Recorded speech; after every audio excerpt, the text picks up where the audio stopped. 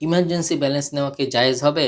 কেননা সিম কোম্পানিগুলো emergency balance দেওয়ার পর অতিরিক্ত ২ টাকার মতো কেটে রাখে। এই অতিরিক্ত টাকা কি সুদ হিসাবে গণ্য হবে? অত্যন্ত গুরুত্বপূর্ণ এবং প্রয়োজনীয় একটা প্রশ্ন, যেহেতু আমরা অনেকে ইমার্জেন্সি ব্যালেন্স নিয়ে থাকি। নেওয়ার পর তারা দেখা যায় অতিরিক্ত আমাদের থেকে কিছু টাকা কেটে রাখে। এই টাকা কি সুদ হিসাবে গণ্য হবে কিনা? কেননা সহিহ মুসলিমে হাদিস আছে, হযরত আবু সাঈদ খুদরি রাদিয়াল্লাহু আনহু থেকে, তিনি বলেন, প্রিয় নবী সাল্লাল্লাহু আলাইহি সাল্লাম বলেন, তোমরা স্বর্ণের বিনিময়ে স্বর্ণ সমান সমান না হলে বিক্রি করবে না এবং এর এক অংশ অপর অংশ অপেক্ষা বৃদ্ধি করবে না। অনুরূপভাবে তোমরা রূপার বিনিময়ে রূপা সমান সমান না হলে বিক্রি করবে না এবং এটার এক অংশ অপর অংশ অপেক্ষা বৃদ্ধি করবে না। সুতরাং এই হাদিস থেকে বোঝা যায় যে সমজাতীয় পণ্য, চাই সেটা টাকা হোক কিংবা খাদ্যদ্রব্য হোক, চাল ডাল গম হোক, স্বর্ণ হোক, রূপা হোক, ক্রয় বিক্রয়ের ক্ষেত্রে সেটা কম বেশি করা যাবে না। যদি কম বেশি হয়ে যায় তাহলে সেটা সুদ হিসেবে গণ্য হবে।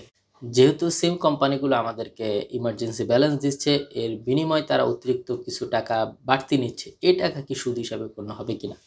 উত্তর হচ্ছে যে না, এই টাকা সুদ হিসাবে গণ্য হবে না।